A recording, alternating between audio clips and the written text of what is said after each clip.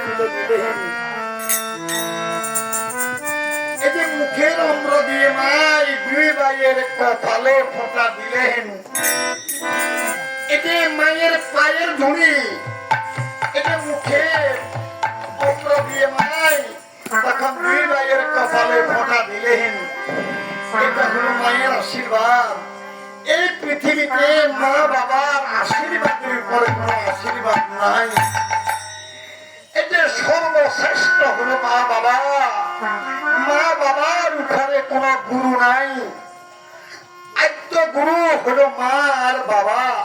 আদ্য গুরু মাতা পিতা, গুরু জ্যেষ্ঠ ভাই, ইয়ার চেয়ে অধিক গুরু এই যে বলছিল সে পাহাড়। কিন্তু আগে গুরু হলো মা বাবা। তাই এই মা কি করলেন, দুটি বালককে এই যে মুখের অন্ন দিয়ে এই বাম পায়ে দুলি দিয়ে তখন আপনি দুই ভাইয়ের কপালে ফোঁটা দিলেন।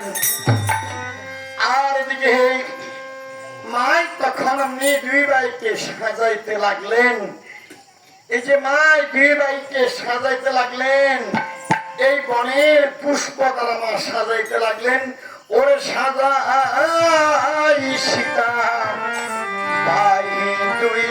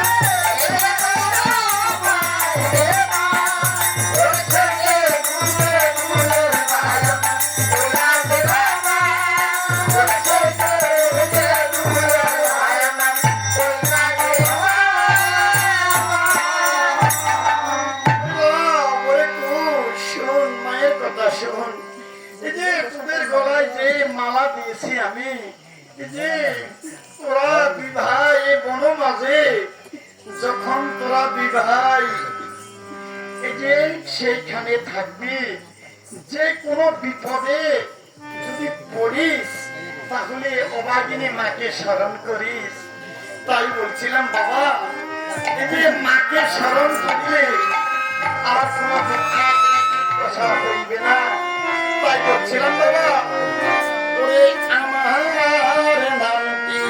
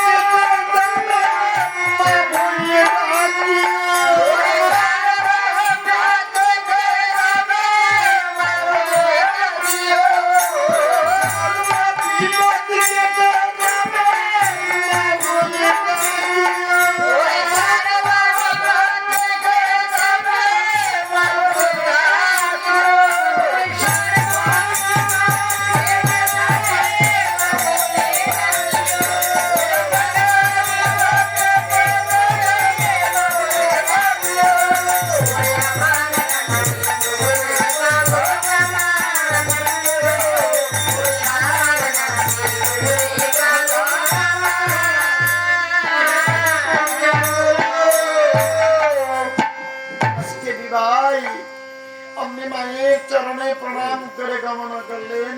আর উনি যেখানে তপ করিতেন সেইখানে গিয়ে তখন দর্শন দিলেন। আর ঠাকুর কি করলেন, দুই ভাইকে বন ধারা রেখে মুনি ঠাকুর ধ্যানে বসলেন। আর এমন সময় দুই ভাই শ্রীরামচন্দ্র যজ্ঞের অশ্ব নয়নে দেখলেন।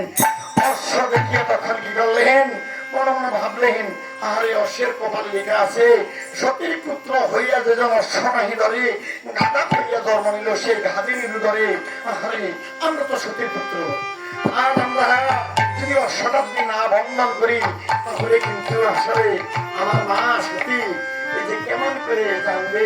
আজকে কিন্তু আমার মাকে এই যে সতী বলে এই পৃথিবীর মুখে যাতে আখ্যায়িত করে, আমরা আজকে সে পুত্র মা এর আমরা সম্মান আমরা রাখবো।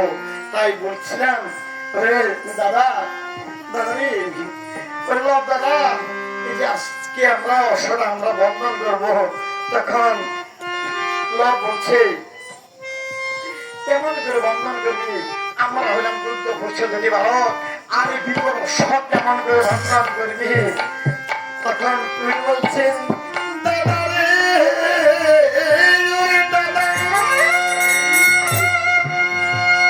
আসার সময় মা বলেছেন যে কোনো বিপদে পড়লে মাকে স্মরণ করিবেন। আজকে মনে কর আমরা বিপদে পড়েছি, আজকে আমরা মাকে স্মরণ করব, আজকে আমরা মাকে স্মরণ করব। আজকে মা কি করলেন, ওরে মামা বইলে তুই